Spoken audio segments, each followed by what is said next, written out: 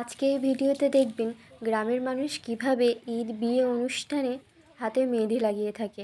তো আমরা চলে গিয়েছিলাম প্রতিবেশীর বাড়ির গাছ থেকে মেহেদি পাতা নিতে।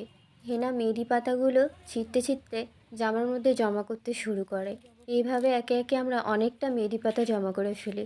তো আমরা গিয়েছিলাম পাশের বাড়ির ভাবির বাড়ির ছাদে শিলবাটাতে মেহেদি পাতাগুলো বেটে নিতে।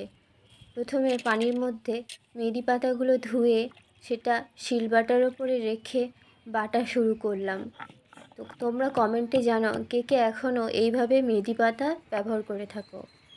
তো দেখা যায় বাজার থেকে যে মেহেদিগুলো আমরা কিনি সেগুলো হাতে লাগানোর এক সপ্তাহ পর থেকে ওই মেহেদিগুলো চামড়ার মতো হয়ে উঠতে থাকে, বা কারোর অ্যালার্জি থাকলে তারা তো মেহেদি লাগাতেই পারে না। তারা এইভাবে মেহেদি লাগিয়ে দেখো, কোনো অসুবিধা হবে না এবং ওর কালারটাও অনেক দিন থাকবে। এইভাবে আমরা সব মেহেদি বেটে নিলাম। তো আমরা সবাই একে একে এবার হাতে লাগানো শুরু করলাম। সবাই একটু ছবি ভিডিও করলাম হাতে। তো পাশে বাদার পুকুর থেকে আমরা হাত ধোয়া শুরু করলাম একে একে। তো সবাই দেখো কত সুন্দর কালার এসছে, যেহেতু আমরা বেশিক্ষণ রাখিনি